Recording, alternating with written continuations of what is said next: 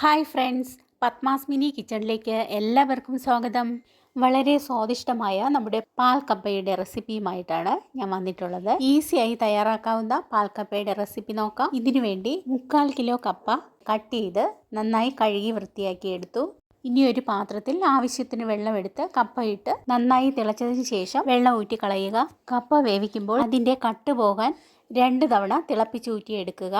ഇനി ഒരു തവി ഉപയോഗിച്ച് കപ്പ നന്നായി ഇതുപോലെ ഉടച്ചെടുക്കുക. ഇനി അരമുറി തേങ്ങയും 1 കപ്പ് വെള്ളവും ചേർത്ത് നന്നായി അരച്ച് 1/4 പാലും 1/2 കപ്പ് വെള്ളവും കൂടെ ചേർത്ത് വീണ്ടും നന്നായി അരച്ച് 2/2 പാലും എടുക്കുക. അങ്ങനെ 1/2 കപ്പ് തേങ്ങാപ്പാൽ കിട്ടി. തേങ്ങാപ്പാൽ കപ്പയിലേക്ക് ഒഴിച്ചു കൊടുക്കുക. ആവശ്യത്തിന് ഉപ്പും ചേർത്ത് നന്നായി ഇളക്കി യോജിപ്പിക്കുക.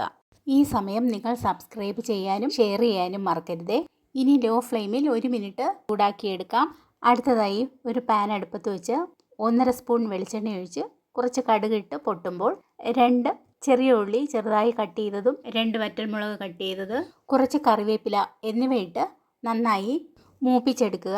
കടുക് താളിച്ചത് നമുക്ക് പാൽക്കപ്പയിലേക്ക് ഒഴിച്ചു കൊടുക്കാം. നമ്മുടെ പാൽക്കപ്പ റെഡിയായിട്ടുണ്ട്. നിങ്ങളിതുണ്ടാക്കി ഫീഡ്ബാക്ക് അറിയിക്കാൻ മറക്കരുതേ. ഇത് കഴിച്ചു തുടങ്ങിയാൽ പാത്രം കാലിയാവുന്നത് അറിയേയില്ല, അത്ര ടേസ്റ്റാണ്. എൻ്റെ ഈ വീഡിയോ നിങ്ങൾക്ക് ഇഷ്ടമായെങ്കിൽ സബ്സ്ക്രൈബ്, ഷെയർ, ലൈക്ക്, കമൻറ്റ് എന്നിവ ചെയ്യണേ. ബെൽ ബട്ടൺ കൂടി ക്ലിക്ക് ചെയ്യണേ.